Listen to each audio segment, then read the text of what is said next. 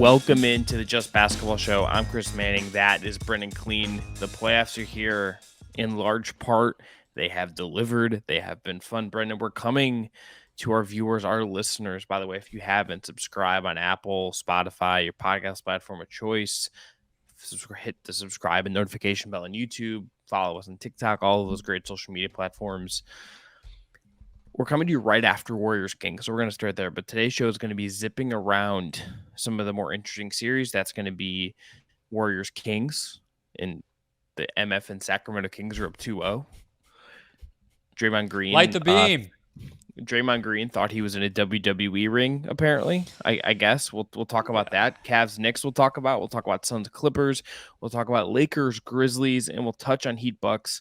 We're not really going to touch on Celtics Hawks or 76ers Nets. Those series don't feel particularly as competitive. Boston is up 1-0. Philly is now up 2-0 and feels kind of in control of that series, even though Brooklyn and I think really led by Jacques Vaughn's game plan has done a commendable job, but they are just outmatched, outgunned. I was trying to go for the Hamilton lyric, but I couldn't quite get it into my head at 12:55 a.m. Eastern Standard Time. Yeah, you're using your other people in the house are asleep voice, which I respect. Also, I'm noticing, and I honestly I do respect it. I feel like you gotta do a good thing. I have 3 doors between me and the other people in my house. So look, it's late night stuff. It's NBA playoff basketball. It is a party in Sacramento, and we're here for it. I also feel like I kind of feel like this is my controlled voice in terms of audio, and I'm wondering if sometimes I need to touch into this voice because I talk a little slower. I'm a little more controlled. I'm less likely to do the audio version of taking my foot and stomping it on someone's rib cage in the middle of an NBA game. It reminds me of the Talladega Nights where Ricky Bobby has to drive the car with a lion or a tiger or whatever in the front seat with him. You're doing that, and it helps. It's that focus poise. But let's get into this series, man. This has been an insane series. But I want to say this first. I am so happy for Sacramento, for the city of Sacramento, for the Sacramento Kings fan base that has been deprived. I think a lot of the crowds have been awesome. And games with stakes are infinitely better everywhere, but it seems like a fucking party in Sacramento at these games. It seems awesome. Everyone is engaged. It feels like the crowd is connected, not even artificially. We go to enough games, and there's so much artificial noise. There's so much artificial gimmicks and chants. T-shirt tosses, yeah.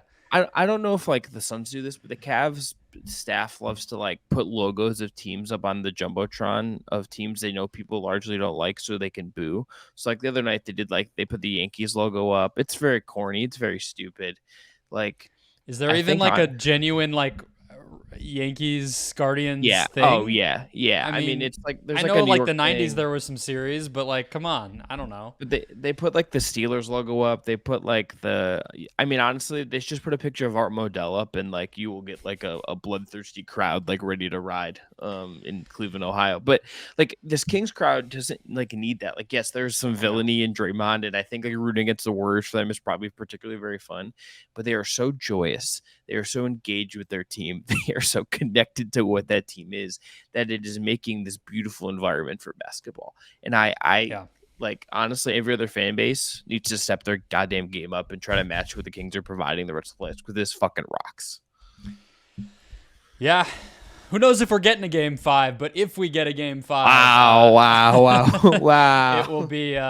it will be rocking, I'm sure. There's been tons of people all over the internet posting that they're Apple Watches. I want the cut screen of the game happening, and then whatever the Apple call center is of all of the Mayday 5-alarm alerts that are going off because the decibel level is out of control, and it's the health and well-being of these people is being called into jeopardy by their high-tech watches because it is just that loud. But look, this team has completely given them something to cheer for. And you mentioned Jacques Vaughn in that other series. I think that's a great example of what coaching can do. Maybe we'll talk about it in Suns Clippers. But man, if it isn't true of this series as well. It's both though, right? I think Mike Brown, like the way that they're controlling the possession game, the fact that they are running a bunch of pick and roll, which they did not do a lot during the regular season, busting stuff out like having Alex Len be the backup center. Awesome. Yeah, he's like a plus 17 in 18 minutes out of nowhere, just like completely mothballed during the regular season. And then here he is just getting dunks and cutting to the basket and rim protection and size and all the stuff that he's giving you. And the players are not afraid of this Warriors team. And like, you have to say all of that. You can't just make it the coaching, but it has been a coaching masterclass, the familiarity of Mike Brown against this Golden State staff that he was on for many, many years. Coupled with just the way he's just polished this Kings team into something that they don't have any reason to be worried. They know what they are, and they were right to believe it could transport into the playoffs. It has without a problem, and they're awesome, man. They are rolling, and look, they already have a 2-0 lead. It's not exactly crazy to say that they have a very good shot at winning this series, but I think I texted you like early in the third. I was like, the Kings are winning this game. They put this team in foul trouble. They were playing with confidence. They were getting downhill. Nobody could defend anything that they were doing. And Curry was good, all that stuff. But even without Draymond getting ejected, I think they win this game. No, I agree. And this is without, Sabonis, I don't think has had like the level of Sabonis games he had in the regular season in either of these games. He had 24 on 8 of 12 in this game, 9 boards, but like game one, he wasn't particularly effective. He didn't look right, like didn't play right. Golden State did a very good job of containing him, walling up on him, making his life really hard on the DHOs. And when he would try to do those little duck-ins and drives to the basket, he was better in this game, but it's not high volume. Like Fox was 10 of 23 in this game. He was 2 of 10 from 3. And like some of this stuff just isn't fades them. They're getting amazing production on Malik Monk. And I think Brendon, you're right in just saying it radiates from the fact that they know exactly what they are. I think that is an NBA superpower that like it's hard to quantify. Like I think we are both to some degree like numbers people, right? Like I love going to clean the glass, looking and kind of using that data to break stuff down. I will look at the analytics. I will look at that stuff. We will talk about contract value in the summer and like how much do you like kind of quantify some of the stuff and what does that mean you pay certain people? I just look at what the Kings are and I look at what Mike Brown has done. And it's like, what is a team about? It is about accountability and it's about taking the players you have and molding them into what fits these players best. There's other series that we will talk about where there's one team in particular, the team I cover primarily, that I think like is really having something of an identity crisis at times. That is sometimes like, I don't think they always know what they are or what they want to be. The Kings are never going to have that problem. This series, any future series, years to come, as long as this nucleus of Mike Brown is there, like they know what they want to be. They know what the foundation is, and they're able to put them being able to adjust in the way they did is only, I think, really possible unless you have that foundation, right? Like unless you know exactly what you are and that the personnel can do it.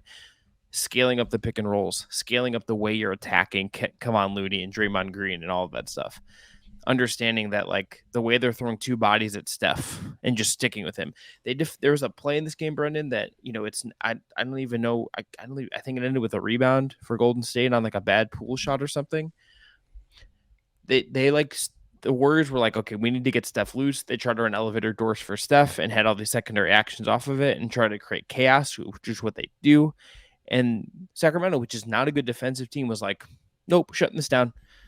Held stuff perfectly, reacted perfectly. Like everything about this team has been in sync. Everything about this team is in concert with each other. The level of play they are at is so impressive.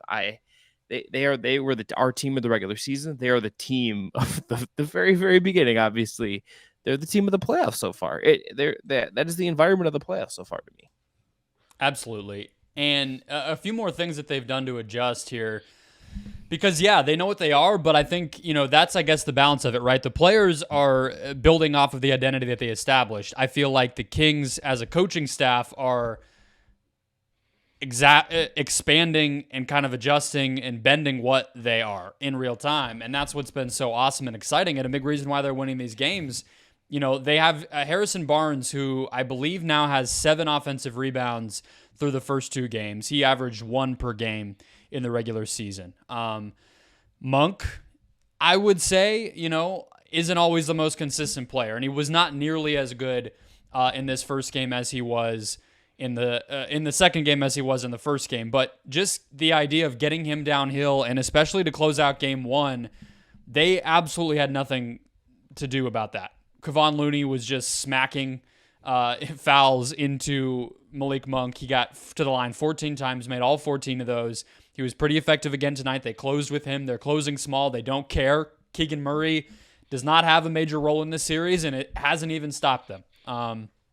And so it's a huge testament to them. But you said something that I actually am curious if we have to reevaluate. You said that this is not a good defensive team. I don't know if I'm like fully sold that they aren't. Like, it's funny, but I really feel like they at least execute a game plan and compete. I continue to believe that their pace of play, the fact that they are so focused on and sold on offense, and the fact that their personnel is just, it lacks the size and athleticism that you would want if you were to just pick, players out of a hat and start a new a team fresh. You would definitely not want, some of their personnel, but everything else, it's good. I think the executing the game plan stuff is where I think the defense comes in, because like there's no like metric for them in the regular season that tells you this is a good defensive team. But 2 games, like, they have absolutely nailed the game plan against the Warriors. They are not.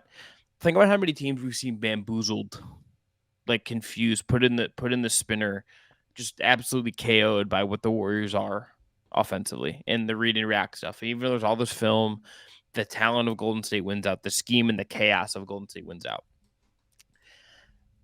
The Kings are just prepared for it. And I think a couple things have helped them. Number one, we're just in an era of Draymond where he doesn't look to shoot anymore. You can just sag off of him entirely, and like he will get the ball on the wing, and it's just like he's not even looking. And like that is just it's hard to have that lack of spacing in this NBA. Secondly, Jordan Poole has been awful.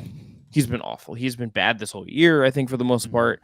But I think a lot of the decision-making and the finishing in this game was really, really bad. And it can't all be Steph. It can't all be Clay. Like, Wiggins, it's not really fair. Like, it's not, like Wiggins has looked, I think, pretty solid for coming back, but it's hard to ask him to ascend when he just is coming back really from this long absence. And like, they need more from Poole. The Draymond stuff is tricky.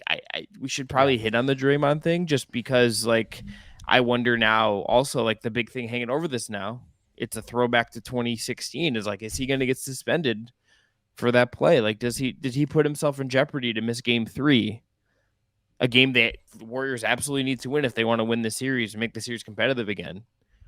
Draymond put himself at risk. I mean, well, what do you think they'll do? Because I saw a lot of people, and I think this is how I feel.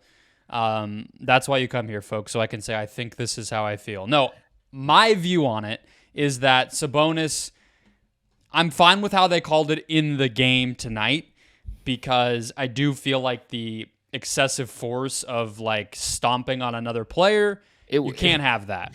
That was a move you really see in a WWE ring. That's what that move looked like. It looked literally.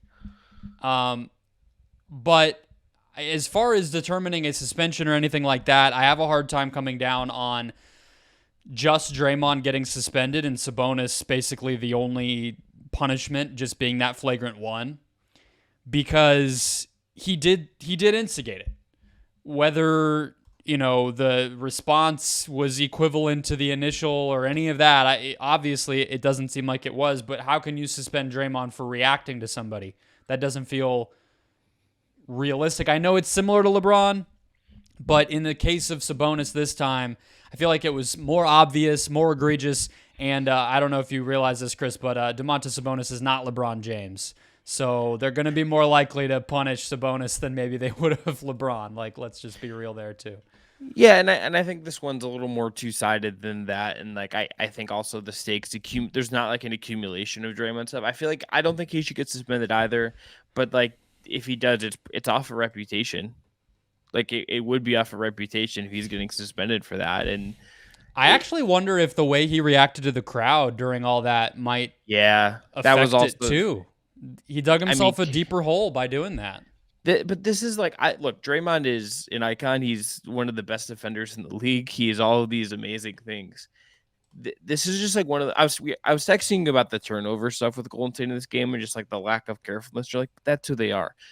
This is kind of also who Draymond is. And at a certain point, though, you just need him to turn down the volume like a little bit in these certain spots to not put yourself at risk here. Like your season, you're down 2-0. Your season is on the line. Mm-hmm. This era of the Warriors is to some degree like on the line with, we know what the CBA changes and the money and all of this stuff, right? Like this is a really loaded time for Golden State and you need to just not do that stuff. Like you can't put yourself at risk at all. Yeah, absolutely. And the kind of like weird joy he seemed to get out of all of it when it's like, maybe the Warriors win that game if he's in there as a rim protector and pick and roll defender. They were just able to really score on Looney a lot down the stretch and extend their lead and make it so that some Curry shot making and everything else just wasn't going to be enough. But as obnoxious as he is, that's the reality, right? Draymond is the only reason that I think they've even had a chance in these games. He's the only reason that their defense has been able to hold up at all against the onslaught that the Kings are bringing on them. And so they need him. I don't think they win game 3 without him. And obviously, if you're down 3-0, history tells us you're done. So I don't think they will suspend him, but he's got to be more careful. Because like you said, it was cumulative in that Cavs series because it was the finals. So there was a whole playoff ahead of that. The technicals obviously had actually added up. This wasn't like a one-off thing. And that's what happens when you have that demonstrated thing. So doing this in game 2 doesn't exactly set him up for success going forward either to be on his best behavior, but we'll see.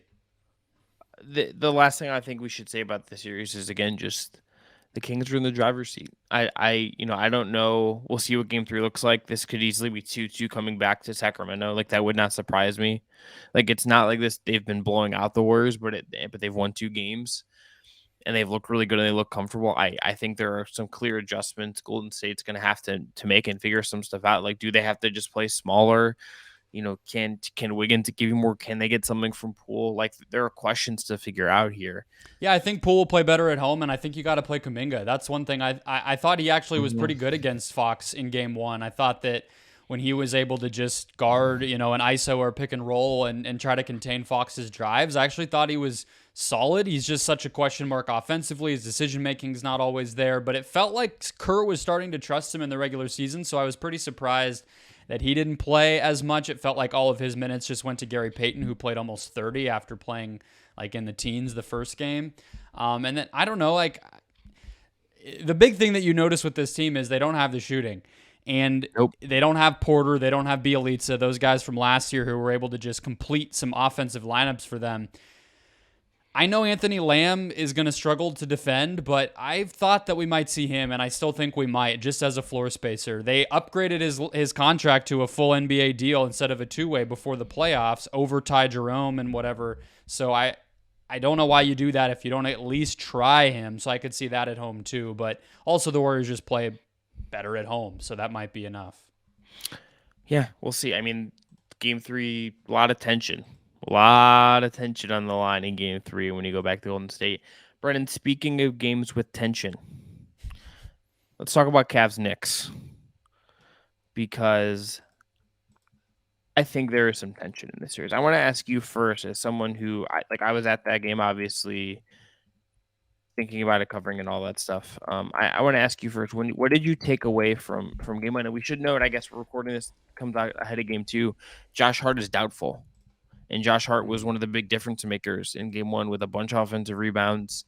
He's doubtful with an ankle sprain. And I think if he doesn't play, that's a big advantage for Cleveland that they have to take advantage of and get a win, a game they absolutely need. So what did you take away from game 1?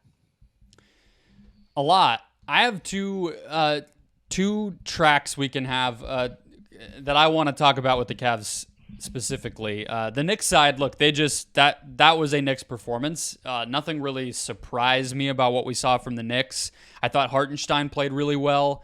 I thought that obviously the offensive rebounding is the story. I think we'll see Randall be a little bit better as the series goes along, you would think, just as he gets more comfortable. Even if he doesn't feel better, he might just get used to playing with the pain, and even that might help him. We'll see. I didn't feel like terribly surprised by much on the Knicks side. So I have two Cavs topics. One is big picture, one is more granular. What do you want to start with? Let's go granular. Because to me, like, there's granular stuff that builds into bigger picture stuff. If I'm curious to see if we're on the same wavelength with some of this. We haven't prepped this in that way, so I'm curious. But I think there's granular stuff that leads big into big picture stuff. So let's start granular. I mean, my granular thing is it's not. The question is just how do Mobley and Garland get back on track? Oh, see, I have a. I think it, to me, it's the wing stuff is just like staring us in the face, being like, if they just had Royce O'Neal replacement to above replacement level wing guy who could shoot. Well, that actually goes into my big picture one, to be honest with you, which is a question that I have for you as somebody who kind of followed it all through the offseason, into the season, and up to now, trade deadline along the way. Is it that the timing of the Donovan Mitchell trade screwed them with their depth and kind of roster balance, that just getting it done in September just left them without a lot of options? And then the deadline is what it is. You never know if you're going to get a deal done, if you're going to want to pay the prices you're going to have to pay. But that's the best I could come up with, because it's just been so glaring all season. We know exactly what their limitations were going to be. We know exactly what moments of the game and types of players they don't have. And then here we are, game one of the playoffs, and it's like, okay, yep, we were all right. That was the problem. Was it just the timing of the Mitchell trade? So I think it's a couple of things. I think the timing didn't help, right? I think like Royce O'Neal was already traded, I think, by the time Mitchell was traded. So there wasn't exactly like, in a different world, they get Royce O'Neal in that trade as well, and that kind of maybe helps smooth some of this over. I think, but if you want to go back further, I think, Brandon, one of the issues is the fact they gave up a first for Karis LeVert at the previous trade deadline. They traded Ricky Rubio and a first and 2 seconds for LeVert. They get the first last year, becomes Ochai Agbaji, who, I don't know if he's would have played on a playoff team this year, but I think gave a lot of nice minutes at the end of the year for Utah. He is then traded in that deal to get Donovan Mitchell. You do that 10 times, and it's 10, obviously. But I think, like, in the fact that they didn't have a first at this deadline, I think the prices for the guys they would have liked were too high. Like, they had interest in Josh Hart. I know that for a fact. That they could not. Josh Hart went for a first-round pick. They were not getting in the conversation for wings. Like, I in a different world, there's a situation where Dorian Finney-Smith, is you could reroute him to Cleveland. You give one of those teams a first, and you get DFS. You could have gotten, maybe Royce O'Neal's available for a first if the Nets are pivoting or something, right? Like, there are deals you could have made, but you did not have the ammunition because you used a Karis LeVert, who had a nice season for you, but is a very limited player and isn't exactly the kind of perfect modern wing you need. He is like a guy that I think you would like to have in some ways. Like, I think there's things he does that are valuable. I also think, like, I would rather use my assets and my roster building to get wings. And, like, Cora has not developed in an exact way. And the guys they've gotten, in a few DFAs, Lamar Stevens, Dean Wade, they have not been, Dean Wade, like, was played in the first half and got yanked out the second half. He might not play the rest of the series. We'll see what Lamar gives them. Yeah. There's a reason that, like, Danny Green might need to play minutes in this series. It's a real big picture problem for Cleveland. Yeah, Rubio -9, LeVert -14, Wade -14. And by the way, Kevin Love looking a little alive with the Miami Heat in the playoffs, eh? He did. Yeah. Turns out, no Giannis helps him out a little bit.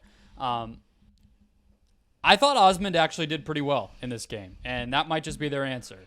When he had to navigate screens against Brunson, I think he was kind of chopped liver, so maybe, they're going to watch the same film we all watched and probably make him do that a lot more. Well, let me ask you this about Jetty. Jetty is the 3-point shooting answer, and he's like the pace answer.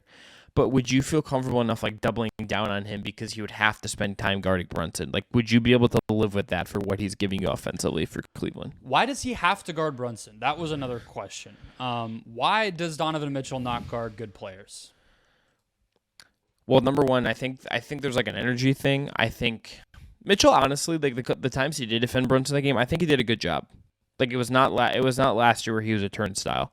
He was pretty competitive. There was just plays where like they gave up offensive rebounds. There's one where Brunson that is just seared into my head. I watched it in real time. I was like, oh boy, just like, oh boy, here we go. Brunson is on him one-on-one, and he takes a step-back three from the left wing, and he misses it. If you watch, I tweeted the clip of this. If you go back and watch it, on the other wing, Josh Hart is on the other freaking wing, and he just like runs by Karis LeVert because Karis LeVert's looking at the ball like it's an air balloon in the air, just not paying attention to the guy he's supposed to stick his butt into and at least obstruct. Yep. And Josh Hart gets the offensive rebound, and Isaiah Hartenstein is like puts his arms up in the air like he just won the heavyweight championship of the world after this like offensive rebound and bucket by Josh Hart. And I'm just like, brother, what are we doing here? But I think Mitchell will need to spend some time guarding Brunson. I think the thing is that it's also just like they asked. I think part of the calculus was they asked so much of him offensively because their offense is kind of a little vanilla. Yeah, so I have a crazy number for you on Mitchell's offense. Oh boy. Where would you, if I asked you to set an over-under on what Donovan Mitchell's fourth quarter usage rate was in this game, where would you just put the line if you were to make me bet? I already know it, but what would your ballpark be for this? Like 42.5. Okay. So Kawhi Leonard was at 36% in the game we're going to talk about next in the fourth quarter. This is just the fourth quarter. De'Aaron Fox in game one of Kings Warriors was 42% usage rate in the fourth quarter. Donovan Mitchell in the fourth quarter against the New York Knicks played all 12 minutes, 55% usage rate. I set the line too low. I set the line too low. I was thinking in my head like 50. Darius Garland, 0 field goal attempts, 0 assists in the fourth quarter. Inexcusable. Whose fault is that? I think it's honestly, I think it's on JB Bickerstaff in a lot of ways. I really do. I put it on Donovan. I think it is on Donovan, but I think also there's culpability in the coaching staff that all year, there has been a thing where Cleveland kind of at the end of games and it just kind of doesn't look like it has answers. It doesn't always feel like they kind of know exactly what they want to be or what they want to do, and they just say, "Okay, Donovan Mitchell, you solve this for us." They lack like a dynamicism, a jolt like that, like a lot of these other good teams have that the Knicks have, right? Like the fact that Cleveland had like a top 10 offense was the fact that Donovan Mitchell had this absurd year and that Darius Garland is very good and that like the talent, I think, overwhelmed what the scheme could be, right? I think that is just the reality, of having that talent. But I think you get in the situation, you see that there's just like there's not creativity in kind of what they're doing. Like it is shooting, spacing would help. I think that absolutely will loosen things up. But like there's just not a ton of creativity in like how they're setting things up, and it just becomes like Donovan. I really think, Brendon, one of the things that hurts Cleveland the most is how slow they play. That might be a Donovan and Darius thing more than anything else. But this team would be so much better off with just pushing a little harder, pushing in pace a little bit more. It would look a little cleaner if they could just get ahead of these set defenses. Yeah, I thought Mitchell's decision making specifically, and Mobley too, was just a touch slow a lot. And I actually think the pass to Allen in the dunker spot was there all night for them, for both of those guys, for Mobley on the short roll and for Mitchell just coming off of the pick and roll, because Mitchell Robinson was stepping up to meet them at their drive, whether, again, Mobley catching the ball off of the slip or Mitchell just getting downhill. Robinson stepping up to meet them where they are on that drive, and that pass to Allen was there. Mobley missed it a couple times. Mitchell wasn't looking for it a lot, but there were a couple times where Mitchell just skipped the Mobley step completely. No short roll. I'm just getting the ball to Allen right away, and he got a couple buckets that way. And maybe there's lobs to be had there. Maybe there's more to mess with that. I just thought that they were a step slow with their decision making. I think Garland just being involved more, I guess, is kind of the coaching side of things, and the fact that their offense is pretty straightforward and simple. It's just, mismatch creation and attack, and like that works because that's what Donovan Mitchell is great at. Darius Garland can cook bigs and get past those guys and then use that gravity to make plays for his teammates and all the stuff that Garland is great at. We know what their offense looks like, but I guess the reason that I blame it a little bit on Mitchell is because we've seen this with him before, and we've talked about this on the show all season, right? It's like, I know the circumstances are different. I know the personnel is different, but the result is the same, which is that the team is just going to go exactly how far Mitchell is going to take it and not a step further. And I just don't think he is great enough to be that type of player. There's like two in the league. Giannis, maybe Durant when he's at his best, LeBron a few years ago for, his 15-year prime. Like, that list is not long, and unfortunately Mitchell is not on it. No, and I think that's exactly right. I think they should look at Sacramento and be like, this is how you can overcome some of this. Like, you play with pace. You, like, try to find shooting. Like, there's all these things that they just haven't done that I think are really big roster concerns. And, look, I have thought in this series, it's like, okay, like, what would Kenny Atkinson, with the Nets teams he had, do differently to kind of set this up and make some of this easier? I think if there was a good adjustment JB did on offense, it was to get Garland like in the corner. Like, I think putting Garland off ball as like a spacer and using him in that way as a decoy in certain positions is a smart thing to do. I think that did loosen some things up for Cleveland at times. I think I've wondered like, okay, how would Quinn Snyder solve this?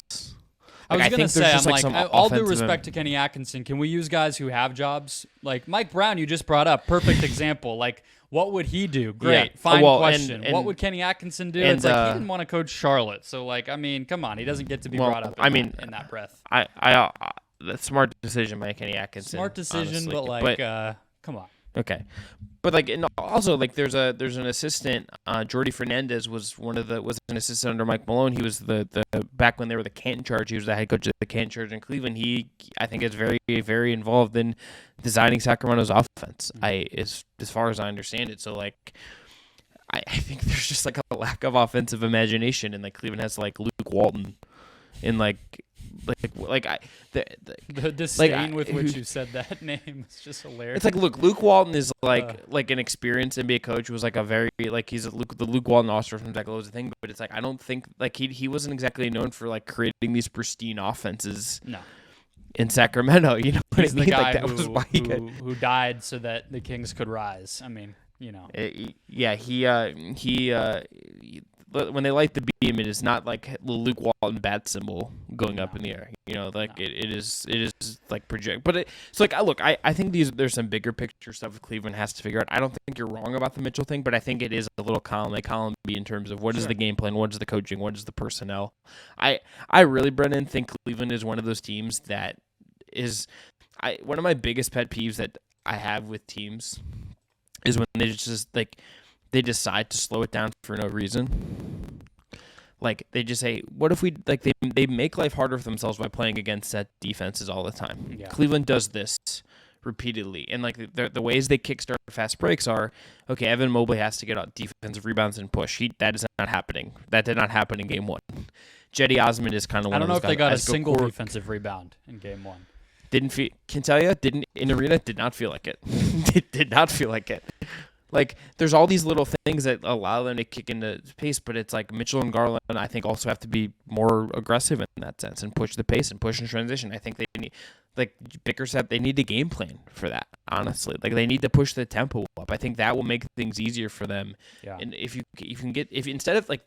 they stop initiating their offense at like 16 seconds and get that down to like 18, 20, maybe the traps and Darius Garland that the Knicks were running are a little less fierce. Maybe they're a little less tight. Maybe you just give them a little more wiggle room for yourself that you need. I think one last thing on this that I think even if it is going to be a Mitchell-centric offense, which it is always, Garland can do more, but this would help everybody really because it would make it less. It's fine if Mitchell has the ball. The problem that I had was him taking just contested difficult shots, and like he can make them, but that contributes to it being slow. That contributes to other guys not getting involved, all the rest. One thing I noticed from this game, humongous tip of the hat to Quentin Grimes, who refused to switch. And like if you go back and watch, they were setting a ton of stuff, which is Garland slipping as a screener for Mitchell just to try to get the switch. They did it with Osman. At a certain point, Mitchell just said, screw it. I'm not even worried about if the guy's actually going to try to switch onto me or any of that. I'm just going to try to get downhill because he does that late in games. He just finds that extra burst of energy. But yeah, and he loves to reject screens. Loves to reject the screen. Yeah, but if they can actually build some things in, maybe it's two screeners as like a kind of a double screen or some horn stuff or different things like that to just at least make the switch happen, because if you're going to spend the 10 seconds to try to get it, you damn sure should get it before you're going to attack. And there were so many times where he was trying to get Brunson and Grimes just fought through it, and it ended up being, okay, now there's 12 seconds left on the clock. I'm still isolated against Quentin Grimes. Oh, shit. And then he finally had to go do something. And often he made the shot because he's great, but it contributed to a lot of these other problems. So that would be a nice, easy sort of thing to keep doing what you're doing, but just make it work a little better, I think, on Cleveland's side. Yeah, I think some DHOs, like with Mobley or Allen, when it's just the one of them, maybe not both of them on the floor, but I think like that could be a way to grease some things as well. Brendon, you were picking, I think originally your pick was Knicks in 7 or Knicks in 6 in the series. I don't remember where exactly ended up, but I had Knicks in 7, and then when Randall was going to be out, I said Cavs in 7, and now I'm going to stick with Knicks in 7 just because I feel like the injury allows me the grace of switching back and forth. So I'm back on Knicks in 7. Okay, I'm a little more like Cavs got something to prove in game 2. I think the line, even the hard injury obviously is a big deal, but Cavs got something to prove in game 2. Let's move on to Clippers Suns. Let's do it. Which was a raucous time for me watching this at home. I had a lot of fun, Brendon, watching this in person. This was like the only game you tweeted during. I feel like that's a great testament to how much fun you were having. Yeah, considering how much I don't like Twitter, that's true. Yeah. I really don't like Twitter. It brought some Twitter out of you. Yeah, unfortunate. I wanted to start with Russ. I really just want. I'm going to do this. Kudos to that guy. On a very human level. This guy was clearly miserable in LA with the Lakers. He has been kind of a vagabond since, and kind of like a man out of place, out of time. Since leaving the Wizards, since leaving Oklahoma City, but especially so since leaving the Wizards when he was great for the end of that season. And it never worked with the Lakers. The mental toughness that guy must have to just keep going, to keep just believing in himself. And in that game in particular, he does not shoot well at all. If you're the Suns, you're happy every time he shoots. But he makes this outstanding block on Booker that really steals the game. Made a ton of big plays getting offensive rebounds. Kawhi is the story of that game for the Clippers and how fucking good Kawhi Leonard was. But I just wanted to say that I, just on a human level, very happy for Russell Westbrook. Very much am jealous of the mental fortitude that guy just seems to have. It droves deep down inside of him. I have a game for us to play, for you to play on this note. It's called Best Quote of the Weekend. Are you ready? We don't have theme music or anything. Yeah, let's go. First one from Jake puts him in post and just have some fun with it. Let's go. That's what I want. Because it's a little sarcastic, as you'll see. First one from Russell Westbrook. Whatever is needed of me to win the game, I'll do it. True on Sunday, sorry. Not really always true. That's number one. Okay. Number 2, Desmond Bane on Rui Hachimura. It's probably the best game of his entire career. It's a 7-game series. Let's see if he can do it again on Wednesday. About Rui's, 27 points. That one was a fun one. And then from Joel Embiid's post-game press conference / stand-up act on Monday, game 2 of Brooklyn, Philly. It's a tie. One, he was asked about Cam Johnson dunking on him. He said, "I don't remember getting dunked on." Then he was asked about the fouls and how much defensive swarming he was receiving by the Nets in Game 2, and he said that they were pulling a Nick Nurse and asking the refs for a bunch of fouls. So that's kind of 4, but the Embiid, it's one and the same. It's that entire stretch from Embiid. So you have Desmond Bane on Rui Hachimura, Russ telling us he's always played this good of defense in the playoffs or in his career, or Joel Embiid just performing stand-up at the press conference table. I mean, I'm going to go with Embiid because, like, the Nick Nurse one is really making me giggle. Especially just kicking Nurse while he's down. Like, the dude might lose his job, and Embiid's like, yeah, you suck. Yeah, that's pretty good. I think the Rui Hach. Here's the Desmond Bane one is also there because, like, the Grizzlies cannot help themselves in just talking shit. I know. That's what's great about that one is like, hey, buddy, you lost. You lost the game. It doesn't really, and you lost your best player. Like, how are you still finding the gall to like pull that out? It was. I respect it though. It's confidence that I do not have. Yeah, but the amount of like, if and when the Lakers win that series, and we'll talk about that one next. Yeah. That we are going to see John Morant saying the West, like whatever his quote was about the West. God. The amount of times we're going to see that interspersed with like LeBron and AD and like Austin Reeves highlights is going to be fucking incredible. Yeah. like we need to capitalize on that. We're going to need to, like, Dillon, we're going to need you to make a fucking fire TikTok for that. We're going to need something. We're going to need some heat with that video because, like, that video is going to be memed to death. I'm absolutely sure of it. No mercy for Ja, despite the serious things that he went through. Nobody's gonna cut him any slack with that. No, but that team just cannot help itself in talking shit, and like it is. Look, I kind of glad we have like a villain. Sure. Like they're kind of the villain team with Dillon Brooks just being like kind of like absolutely the heel. But to get back to speaking of villains, Russell Westbrook, right? Let me jump in here. So I thought this was obviously one of the better defensive games we've seen from Russ since he left Oklahoma City, if not, even longer than that. And it was in a variety of ways. Like he had that block on Booker late. I thought did an incredible job against Kevin Durant in this game. And testament to Ty Lue, credit to Ty Lue, salute to Ty Lue for mixing up coverages minute to minute. If you don't pay attention, you might have, if you're a geek like us and taking notes on any of this stuff, you write down one thing of who's guarding who, and then all of a sudden a timeout happens, even a trip to the free throw line happens. That's when their first switch was in this game, was at a free throw line switch. And then all of a sudden, every single player is guarding somebody different. But when Russ got a chance on Durant, I think he guarded Durant second or third most in this game. That was awesome. His rebounding was great. He was disrupting dribbles. When Devin Booker would beat him off a screen, he was amazing at the reach around, slap out of his the ball out of his hands. And even if Booker regained possession, you're just disrupting. He was very, very good. And so that's one thing. But I also think you have to just be realistic and say the Suns looked all types of out of sorts offensively from the very beginning of this game. And I don't think the Russell Westbrook thing is necessarily always going to happen. Even if it does, the Suns have much bigger internal problems to sort out regardless of what Westbrook does, because they just did not seem like they had a plan of action with how much swarming, switchable, versatile defense the Clippers were throwing at them, which they should have predicted, because that's, newsflash, exactly what the Clippers always do defensively, especially in the playoffs.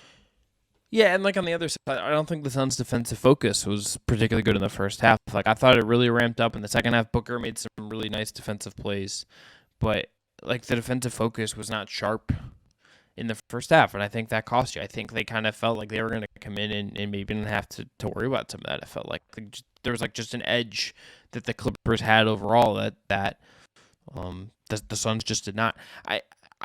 I came away also, Brendon, this game. This is like, to me, like a small thing as a reminder that there's probably still kind of an adjustment period to be had with Durant, because like I think you're still, I think How like long where do you they could have? see it. That's the thing, but it's like you can tell that I think him and Booker just are still figuring out how to play together in close, tight games. Like that if there was a downside of them trying to figure this out on the fly, it's that. Like it's that. Like with the Clippers are just like, okay, it's Kawhi show. We're gonna do what we can to get him loose. Kawhi's just gonna go do Kawhi stuff. Durant, and then they really countered well when Durant, to his credit, was just playing amazing off-ball defense to deny Kawhi a bunch, just like putting all of his effort into that. That was like astounding to watch Kevin Durant do that. Yep. You can tell that it's like it felt like it was like the Durant like kind of show for stretches, or like Booker would just have the ball. There was no like connectivity between those two, and I think maybe that's a game where like I trust those guys' basketball IQ, I trust those guys' feel for the game to kind of figure that out on the fly. But it has to, like game two, it kind of probably needs to happen. Like maybe some of the defensive stuff with the Clippers, you figure out a new counter. Maybe there's Chris Paul gives you a little bit more. Maybe like you solve some of the center stuff, whatever it is. Like maybe like Jock Landale is the right answer for you instead of Bismack Biyombo. Maybe that center switch is something you carry over and it works. But I think the connectivity between those two guys has to kind of get a little cleaner late in game for some of this to get kind of massaged out. Yeah, it does. I mean, I don't think they ran a single Booker Durant pick and roll. I don't think they ran a single Paul Durant pick and roll. They still have not busted that out. There's a certain stubbornness to Monty Williams with some of that stuff that is hard to get around, but it's also hard to separate from a certain stubbornness that Chris Paul has to do things a certain way. And so I think the PTSD that I think Suns fans were having, and anyone who watched that team fall apart last year was having, is the jittery sort of this opponent's defense is manhandling them, and they don't seem to have a plan to get out of it. And you would think Kevin Durant would be this magical antidote to fix that, and yet there were a lot of possessions in that game, first through third quarters, whatever, really the whole game, where it was like little too close to deja vu to some of those Dallas series, even New Orleans last year, the finals in 2021, etc., where the Suns just did not seem to have answers. They have them, though. That's the difference this time. They have Kevin Durant. They just need to figure out how they're going to incorporate Kevin Durant. On that note, you tweeted something that I wanted to bring up on the show. You said, like, for heaven's sake, NBA teams don't just run ISOs late in games. It makes it so much harder on your players. This was about Devin Booker. Yeah, I think the bigger issue with the last play where Westbrook blocked him is I'm not sure why they were going for a quick 2 with 0 timeouts and like 15 seconds left on the clock. Yes. That was a weird decision. That too. But what yeah, do you think didn't they understand should do that. then? Because I feel like most players would tell you you're wrong. Like players would be like, no, give me the ball. No, 100%. I think Donovan Mitchell would tell me I'm wrong. I think Devin Booker would tell me I'm wrong. I think LeBron James would tell me that I'm wrong. I just don't think you're helping yourself. Like you're making Russell Westbrook's job easier when you are dribbling away the clock and you're kind of telegraphing what you're going to do. Like I think that's fair, but I also don't think you can run like a whole entire like set, So what? But like screen? run, Is that what you're asking for? Yeah. You have Kevin fucking Durant. Have him screen and flare. Like at the very least, if you have Kevin Durant flaring off of a Devin Booker's going to be able to read that and say, okay, do I make this easy pass that is going to be there for a Durant catch and shoot three that he's going to get a clean look because he's 7 feet tall and like is always any three he takes for the most part is like a good open shot? Or does the fear of Durant in that situation give me a lane where I can drive and they panic and maybe I get fouled, right? Like you at least give yourself optionality. I think in those spots it's just like you're, as much as like I understand you trust in yourself to score and you trust the craft and for those guys and like that's just how this works. You're telegraphing to Russell Westbrook what you want to do, especially when like your options there, you're either going to drive into me or you're going to try and get to the lane and get fouled or you're going to take the three. And at a certain point, it was like very clear that Booker was just going to drive. I just think you need to like, and maybe some of that is like that maybe some of that I'm just wrong because like that's just how guys play. Like I mean, we applaud like Damian Lillard for the shot he hit over Paul George. You know, the turn into like a meme and he waves goodbye and everything. It's like that was like not a good shot. Really, that was a really hard shot. Like the most important shot in Cleveland Cavaliers history is a Kyrie shot that is like a junk wing three that he's just like he's tired, he's fatigued, it's late in the game, and he's ISO ball, and he sticks it because he's Kyrie Irving. And like if Booker makes a shot, I'm not saying this. Like that's just 100% true, right? Like if he makes that shot, this isn't a thing that I tweet. That isn't a thing that I say. I look at it, I'm thinking you need something a little bit better there. And to me, I'm just like, okay, like let's just do a little more, create a little more, and I think you give yourself a little more option on that. I'm not saying run a Spain pick and roll or run horns. Yeah. But run a pick and roll with Kevin Durant and Devin Booker, space it out with shooting, have Ayton in the dunker spot, and at the very least you have Durant flaring out for a 3, and you have a really good option just with that, than a better one than you got. Sure, I think that's all valid. This to me, big picture, is one of those games that's kind of like peak game 1, and it makes me wonder. As much as I was just hitting a little bit of the panic button on this performance by Phoenix, it very much also feels like the type of game where you could make the case that it was an everything went right game for the Clippers outside of their 3-point shooting, although, I'm not sure who you're really looking at there. Maybe Powell could shoot a little better, but other than that, I don't know.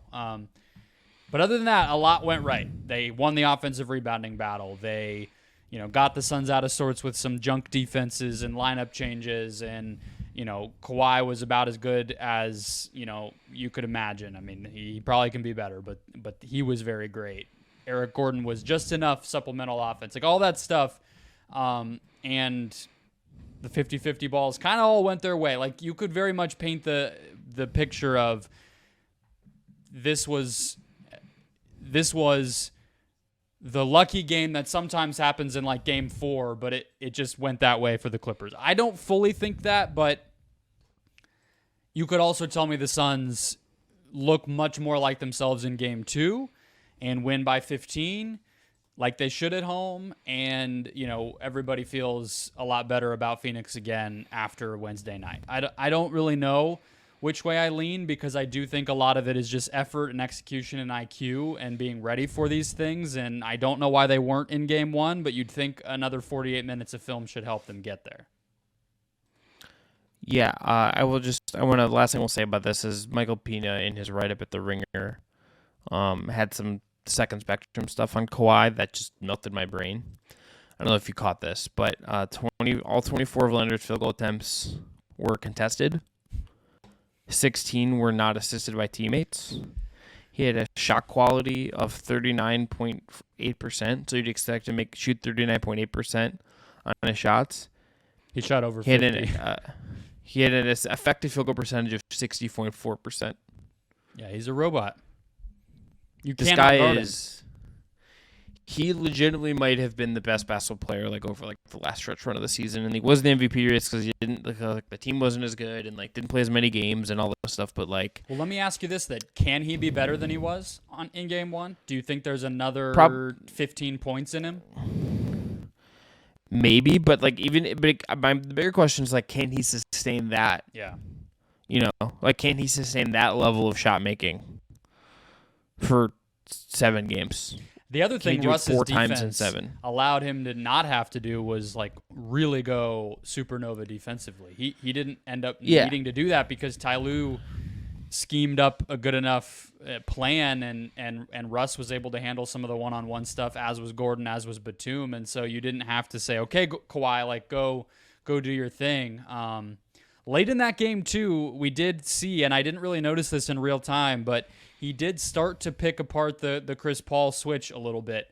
And if that's something they go to more aggressively, talk about PTSD from the Dallas series last year. We know how that went for him with Mr. Doncic. So there's more for the Clippers to do. I don't want to make it sound like the Clippers played just their perfect, absolute best game and they're never going to play that well again. This is going to be a long series, I feel like. I thought they could win it in 5. I'm not so confident in that anymore. I think that's fair. All right, let's move on to Lakers-Grizzlies 1 with this. The John Morant injury changes the entire series. If that's the case, if he's going to miss time, if he's not going to play, the Lakers are going to probably win this in 5 or 6, and that kind of sucks. I think we should really just I don't want to get into the ban the charge discourse that really took over the basketball internet on Monday. I have another game really real quick, of interest to me. Ready. It's not a game. Okay. It is a list, and I'll go quick. Okay. It is related to the discourse that you just mentioned. It is related to this game. There's 2 items on this list from Grizzlies Lakers. The list is the most unimportant but overhyped storylines of NBA playoffs weekend 1. All right? Okay. Yeah. At number 5, we have Shannon Sharp. I mean, that's number 1 with a bullet. That's just number 1. So these are all things that got mentioned a lot, but had no bearing on the game that was being played or the series or anything that happens in it. Number 4, the Philadelphia 76ers trading Mikal Bridges on draft night. Okay. Fun trivia fact, does stupid. not affect the outcome of any of the games. He's also been on one team between that, so even less important. Number 3, abolishing the charge. Lot of abolishing the charge talk this weekend, and from an injury standpoint, to your point, I do think it matters. From a wins and losses standpoint, not so much. Number 2, we have the travel between Sacramento and San Francisco. Okay. Not super consequential. Road game. Warriors still started on the road. Didn't matter that it was in NorCal, Draymond. Yep. The idea that Warriors fans were going to overflow and flood Golden One Center was stupid and hilarious. Yes. Light the beam. Number 1, last but not least, quote-unquote rust for teams that had the week off. At some point, we got to just there's a play-in now. Some teams will play in the week between the regular season and the playoffs. That didn't used to be the case. It is now. It's just not going to affect anything. Unless somebody can show me there's some sort of major against the spread or otherwise distinction between the teams that got some bump the week of in between versus the teams that had that week off, I'm going to go ahead and assume that the number 1 seed having 5 days to practice and relax did not seem to hurt them. Didn't seem to matter for Denver, so let's not pretend like it matters for other teams. That's my my little rant there. But those are the 5. Did I miss anything? No, the Shannon Sharp one's easily the top one though, because like he doesn't even actually he's a talking head alongside Skip Bayless. Yeah. I mean, we're talking heads alongside nobody, nowhere. So. Yeah, but like, who are we to say anything? We didn't get in a courtside argument with Steven Adams. Yeah, no one's talking about us, so it matches up. Whereas him, not so much matching up. Yeah. Yeah. Boy, that was stupid. You know what? I sometimes I just like wonder, like, what are we doing with like what are these kerfuffles we're getting into? Draymond stomping on absolutely people. No reason. Yeah. Draymond's got to be in WWE when he retires. I feel like he'd be great with the Cavender twins. Did you see that? Oh, that's right. Yeah, I did. They're like they got like an NIL deal with the WWE. So it was like they're from leaving that Netflix college cheer show, and they're supposedly gonna jump to the WWE. That's the rumor of they didn't take their COVID year, despite like they're not gonna go pro. They're not at that level. People are wondering what's going on. Apparently, the NIL princesses are gonna go be professional wrestlers with Draymond Green. Who would be what NBA player and what WNBA player would be the best professional wrestlers? I think Joel's like easily my answer for NBA player. Yeah, well, he's kind of big, but other than that, yeah, he would actually hurt guys if he was out there running around. You know, the faking it part would be kind of tough when you're 7'2", like 275 or whatever he is. Dillon Brooks knows how to get a reaction, so like Dillon Brooks would be another good answer. WNBA is definitely Liz Cambage, but I think that has veered into the literal too often lately. So I don't know if I want to put that out there. I have a question for you on the Lakers stuff, because this game ended up the final score wasn't close. The Ja thing puts a damper on a lot. I don't know. And we should say we don't know what Ja's status exactly is, but it seems probably not going to play in game 2. Right, that's kind of the baseline right now.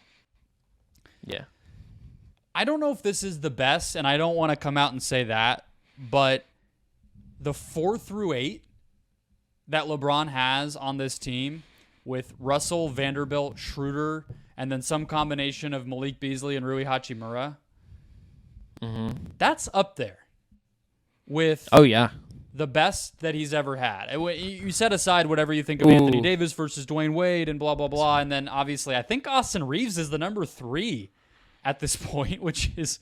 Dude, Reeves is really good. I love that like he's yelling, "I am him." Yeah. I don't know if you saw that sound clip. Yeah. I'm just like... And then I love that we got an all-time LeBron line quote about Austin Reeves. What was it again? Oh yeah, line. Yes. Yeah. I from LeBron, day one of practice, I knew he was going to be more than a two-way player. I knew he was going to be this. Yeah. Whatever. Yeah. Yeah. LeBron is 100% to me the GOAT in terms of basketball, and he's the GOAT at lying about things that he knew before everybody else. The Migos one is always going to be the best one, but but this Austin Reeves one is pretty great. Salute to Odell Beckham Jr. for calling him on it in that one live stream that they did. But yeah, what do you think of that? Is this the best 4 through 8 playoff rotation that LeBron has had? Because even some of those Heat teams, Battier and whatever, but you don't get all the way to 8, right? Like they have, and that's really even 9 because I kind of combined like one of Beasley and Rui will go off on a given night. You never know, but that you could even just split them up and say 4 through 9. This is a legit deep team, and he didn't even have to do very much in this game for them to win. Yeah, I think the question it begs is like, okay, like how much is LeBron on this foot? How much is he really going to be able to give? How much is LeBron really going to be able to kind of put forth and figure out and kind of how much can he put his gas, put his foot on the gas pedal? If this foot is really going to be a hindrance, but like I think the skill sets they have around him in terms of the defense with Vanderbilt, the playmaking and shooting with Reeves, what AD is obviously like. I don't think you're wrong. I think it's really deep. They did. They were awesome post the trade deadline. This team really remade itself in a really important way around him. This team is dangerous. Like I picked them to beat the Grizzlies. This team is really well poised to be really annoying and be really good. I think so much now just centers on, okay, what does LeBron have? How does the foot hold up? And just, we got an AD injury scare in game 1. They're also just one Anthony Davis awkward fall away from scary. Just being like, well, he just genuinely could not move his arm. I was like, what is happening? Are they going to have to amputate this thing on the court? Like, what's happening right now? I was texting some friends, and I had a buddy in high school, and like have something similar like that happen where his arm got whacked, and he like tore his bicep that way. And I was like, what's crazy is Davis did it even get whacked? Like that was what was bizarre about it is like the hit wasn't that hard, Yeah, but that's Anthony Davis, like because he just falls and it's like it looks bad. Yeah. Like that's like his superpower. Yeah. Is that he falls and it looks like he's hurt and it's super. Like look, the big thing coming out of this game, like in a real basketball sense, is like Ja's hurt. Triple J was incredible in a two-way sense, and like it just wasn't enough. Austin Reeves was great. AD was great. LeBron like did enough and like picked his spots in a really important way, and I don't think like they had like a real answer for LeBron. Obviously, defensively, like like David Roddy, God bless him, I love Big Body Roddy, but like that's not a guy that's going to be really equipped to defend LeBron over the course of a 7-game series. So like this is all just like a really kind of tricky wire to navigate for Memphis. They might still win a game or two, like with if they get some better performances from guys, but the Ja thing just hangs over this now, and the Lakers also just look like they can go toe to toe with Memphis, even if Ja's healthy. Who does Austin Reeves remind you of? Have you thought about this at all? I spent a lot of time trying to come up with the comp because he has such a throwback game with the touch around the basket combined with the shooting ability from deep, the pull-up ability from mid-range, and he defends the best player on the opposing team. Not that it's like the best option to be doing that, and they did have Vanderbilt on Ja at times and Vanderbilt on Jaren Jackson at times, and Davis obviously factors heavily in there, but they have him as their point of attack defender.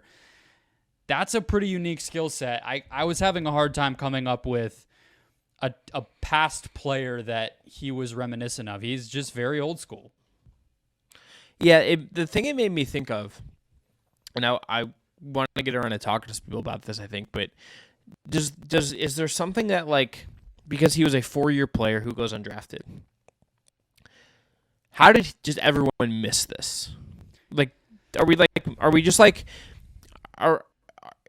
how do things just get missed that are, like, maybe, like, I'm sure he's improved since he got there. Like, Phil Handy is, if you ask around the league, he's a Lakers assistant. He's been a player development guy in Cleveland and in Toronto, and he's one of the main assistants in LA. Mm-hmm.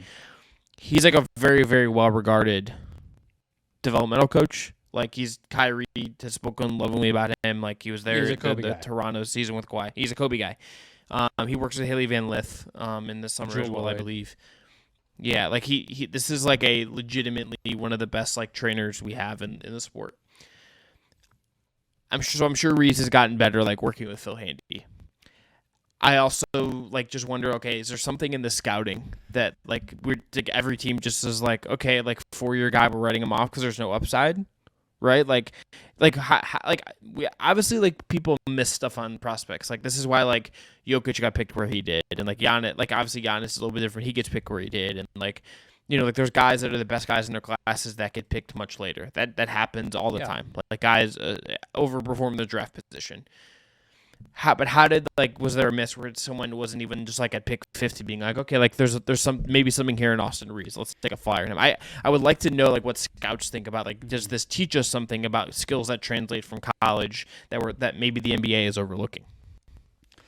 Yeah, I think big playmakers, maybe it's just partially that positional ability has gotten valued so much more than it used to be, whereas now maybe a player like him comes out and the ability to shoot, handle, and play make from basically a wing spot, it just he gets taken more seriously. Obviously, the athletic limitations would be the first place you go. He's not quite as mobile or athletic as you would want, but he makes it work. I mean, he's guarding John Morant. Like you gotta be doing something right physically to be able to do that.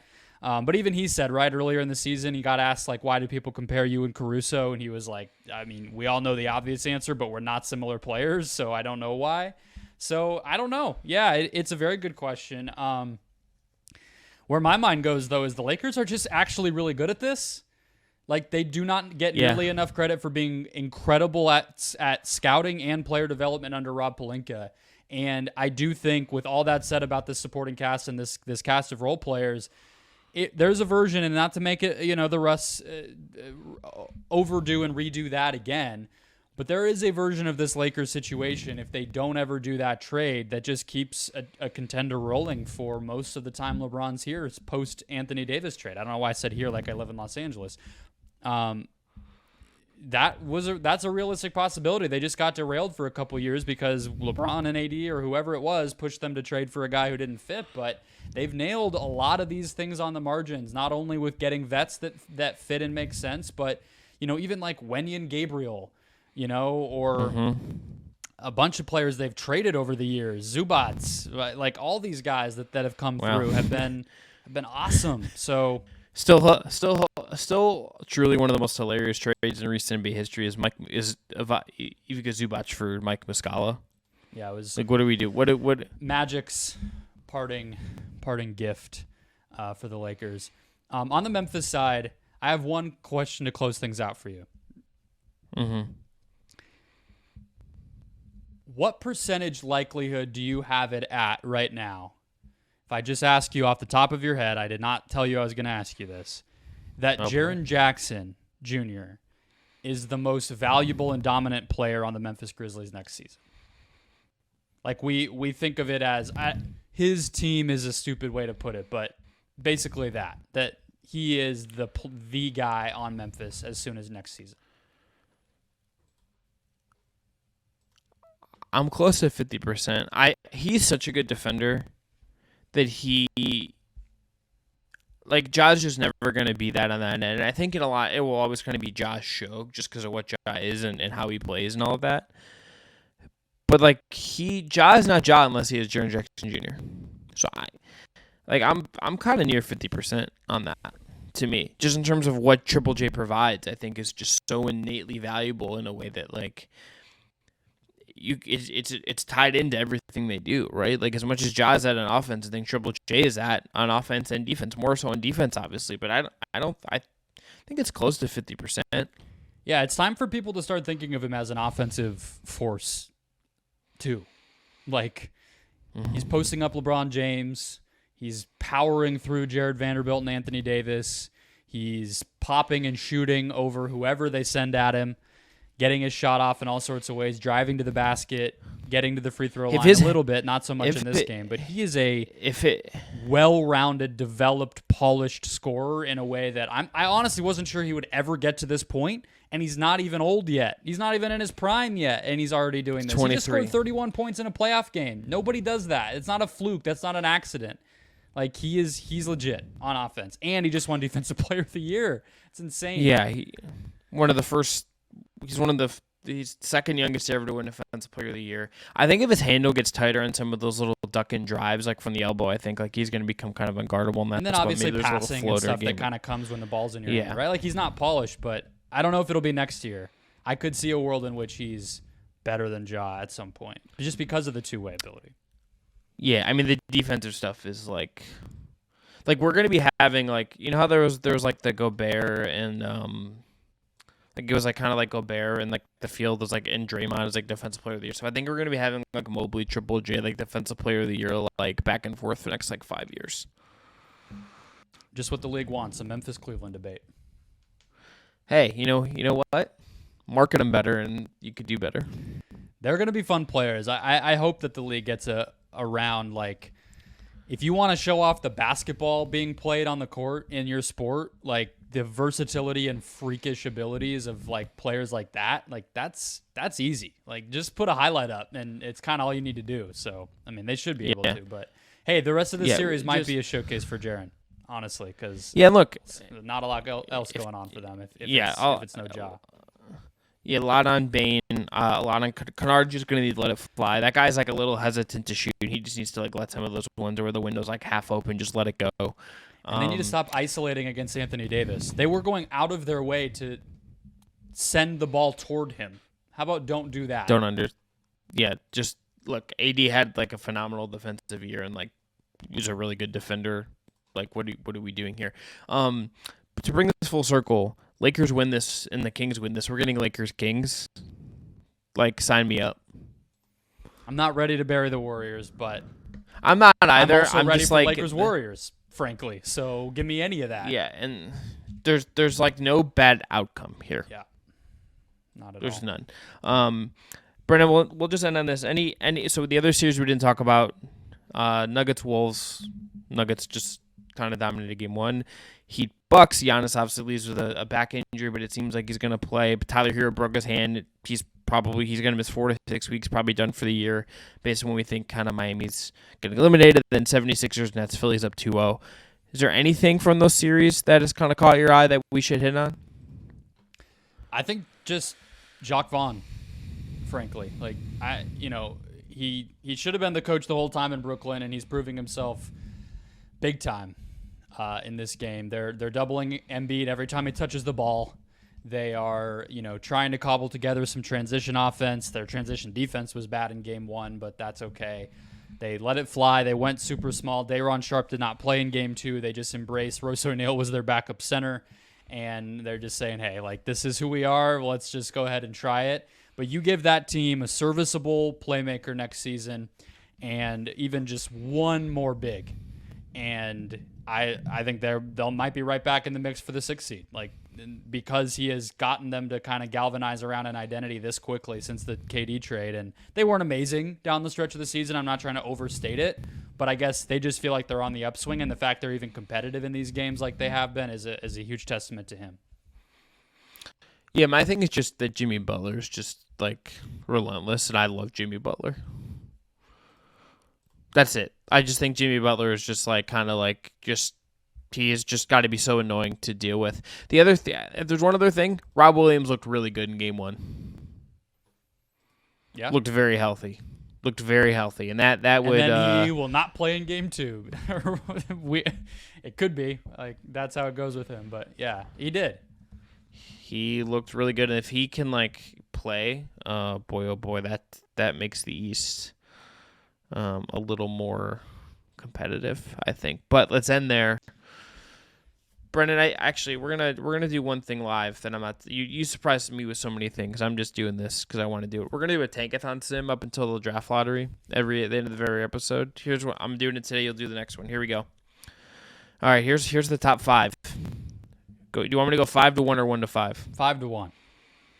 Okay, Detroit at 5, slipping 4 spots. Charlotte stays at 4. The Houston Rockets at 3. They drop 1 spot. The Chicago Bulls jumping 9 spots to 2.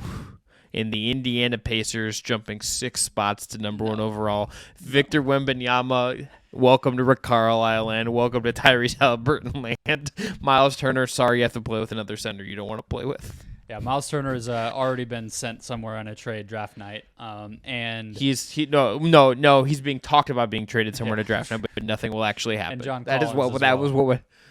Yeah, him and John Collins are like, is there a the Turner Collins Pacers swap? Do not deserve Victor Wembanyama, and it has nothing to do with Carlisle or Halliburton or any of that. It is solely about the way that they run their franchise, and I don't think you should be rewarded for choosing to be mediocre and not invest in the property that you own. So go ahead and do that, and then you can have Vic. Until then, no. I saw somebody bring up the idea that he just is one of the first players to just say no.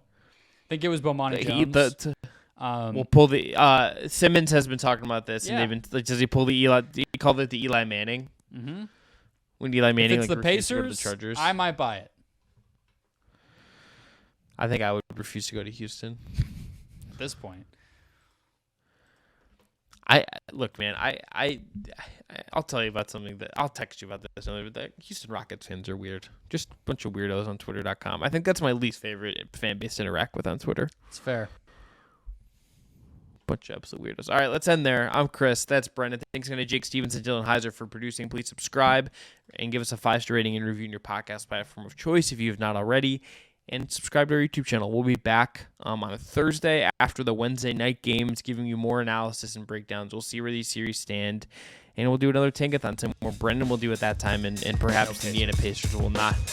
He'll just keep doing it until the Indiana Pacers do not get the #1 pick. Until then, peace out, y'all. Have a good one. Enjoy the basketball.